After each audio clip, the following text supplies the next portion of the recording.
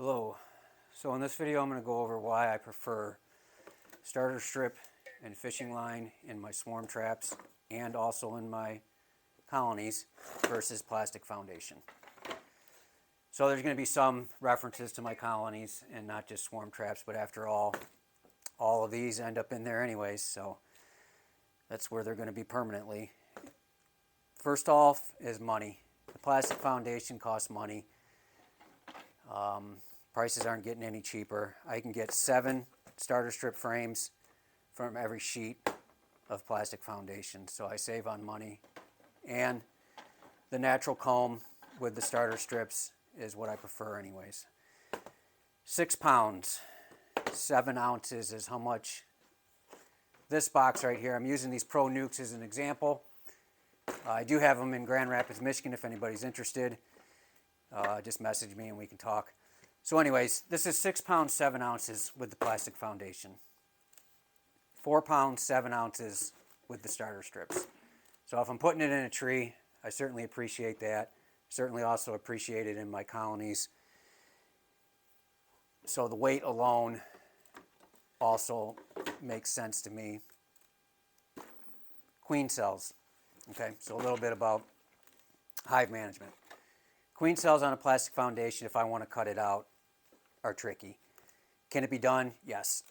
Is it easy? No. It takes practice, and if you really need that queen cell, you don't want to be practicing without damaging it. So getting a queen cell, unless it's on the bottom, which they tend to draw, you do luck out, but if you get supersedure cells or cells up in the face, it's a lot more difficult. If it's drawn on a starter strip, I can simply just cut it out. Front and back, take the whole thing. If it's over any of this fishing line, I just nip the fishing line, pull it out. So for queen cell harvesting, I prefer these as well. I prefer the natural comb. I think it looks great. It's what they're made to do, especially what a swarm's made to do. They come bringing all the wax they need to start drawing. Of course, they need to get resources to build more, but they can draw a tremendous amount in their first day. They seem to prefer this over the plastic foundation. I've had these in the same areas of different traps and at different times, and they will draw these out and they will ignore these. They will draw the bottoms of these out and they will still ignore these. And the reason why they're drawing the bottoms is because I run a void on the bottom of my swarm traps. So I got about a 6-8 inch bottom, and they'll just continue to draw these out and ignore the plastic foundation. Drone comb and burr comb. I don't get burr comb in my colonies. It's almost non-existent.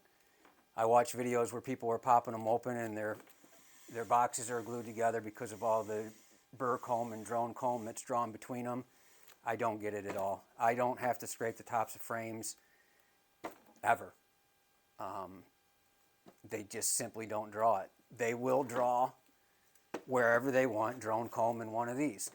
Normally on this, yes, you're going to get more worker cells, but they're going to draw the drone comb on the bottom and your frames are going to be glued together, and there's no way to pull them apart without sacrificing those drones as well. So if you're into breeding and you want to promote your stock, then you don't want to be killing those drones. You maybe move them to a drone congregation area or something like that, and if you're ripping them apart every time you're in there, you're definitely knocking down the drone population. They're there for a reason. So again, the drone comb and the burr comb, I just don't get it.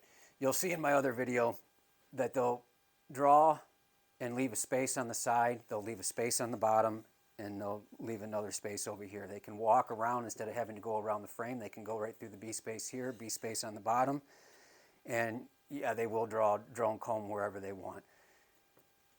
They won't, as far as I understand, and I have not seen, store pollen in drone comb, but they will store nectar and honey in drone comb. So if you had a bunch of drones in this frame during the summer and then it goes into winter, they're just going to pack it full of honey anyways. So I don't see a problem with it. Sure, it knocks down your worker population, but I'm not opposed to having drones. Scouting. So when they're scouting, they're flying around the outside. They're taking measurements of your trap all the way around, how deep, how high from the ground, back and forth, in and out, flying all around. Actually fascinating to watch. It's not rushing in. It's very methodical, very intense, and you can tell that they are definitely taking measurements. I always assumed on the inside they were doing the same thing, and I'm sure they are doing the same thing. But I heard recently that they're on the inside, flapping their wings, listening and feeling for the echo, for the vibration. That makes a lot more sense to me. So if you got it packed out with plastic,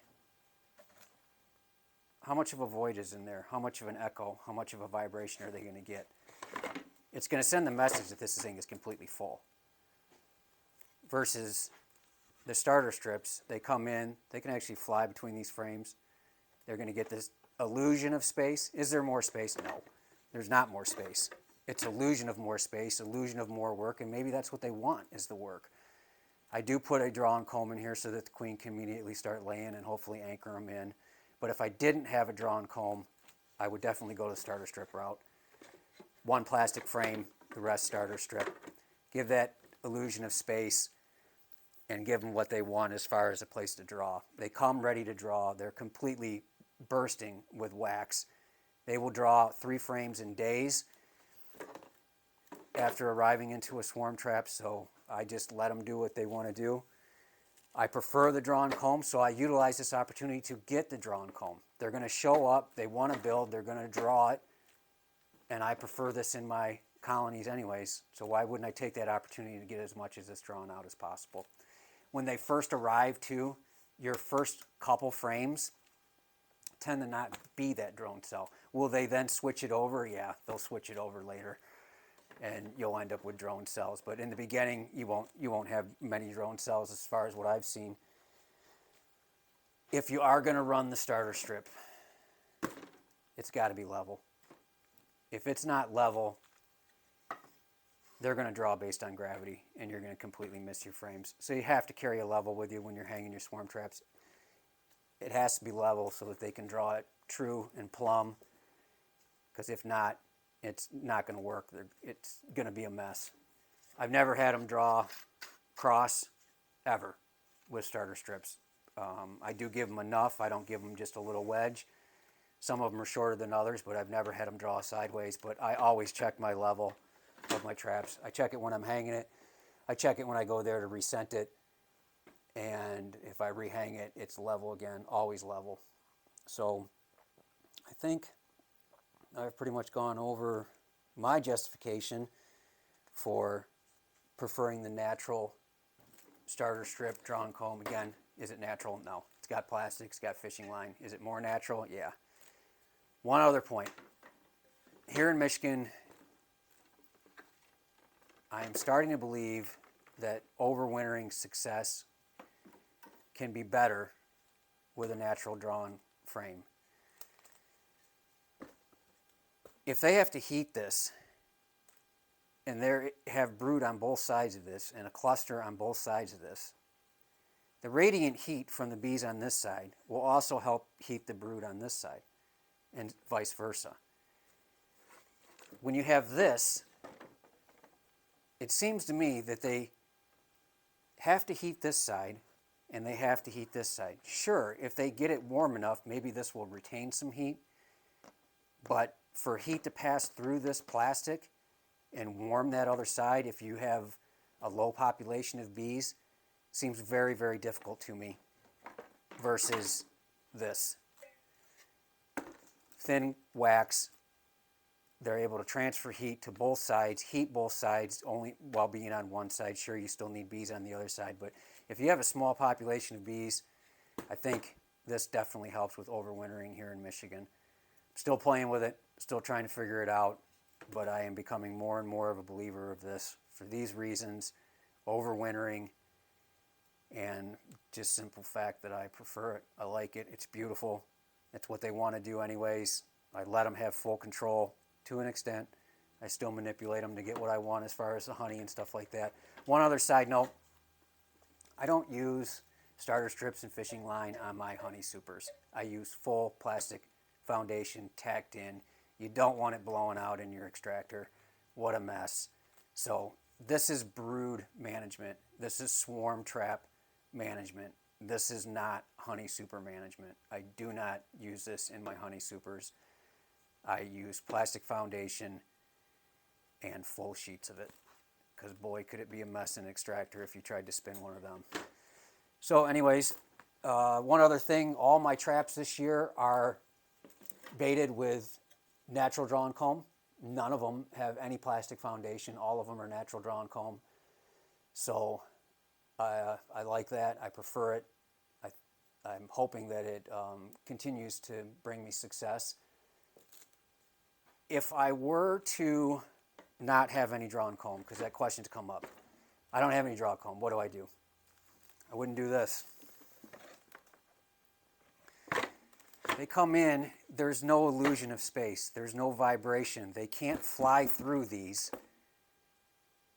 So if I was setting up a nuke, or if I was setting up a gesture box, or even if I was setting up a deep with no void on the bottom, I don't know why you wouldn't put an empty medium on the bottom, but if I was setting up a deep with no void on the bottom, even if I had a void on the bottom, I would give them the illusion of as much space as possible. I would let them be able to fly through these frames almost completely, be able to take their measurements, get their vibration, listen for their echo, either through vibration or sound. However they do it, it's fascinating. I'm not sure exactly how they do it, but if I were to not have any drawn comb, I definitely would run starter strips, one plastic, and probably up against the sidewall, with the other 4 being the starter strips, so that you still got a big open void. They can still pass through, but give them one. I'm not opposed to plastic. I just prefer the other. Each one of my colonies probably ends up with 2 plastic foundations per 10 frame deep at some point. Some of them only have 1. So that's just how I do it. That's how I feel about it. I am no expert at all, but those are the reasons why. I'm sure I have more. I'm sure I'll remember more. But anyways, that's where I'm at. That's my thought. Again, these Pro Nuke boxes, I do have them for sale in Grand Rapids. They come in multiple colors. So I got blue, yellow, purple, and green. If you are mating queens, you want different colors. Helps with your return rate on your queens, so they end up in the right box. And with that, I hope everybody has a good season. I ask that you please like, subscribe, comment, hit that bell, and stay tuned, because we're going to be in the 80s next week here in Michigan, and I think that these colonies have been waiting to swarm. So I'm hoping for an explosion. I'm hoping for it to come on fast and be very, very busy. So again, thanks for watching Fishing for Bees. I hope to see you around, and take care.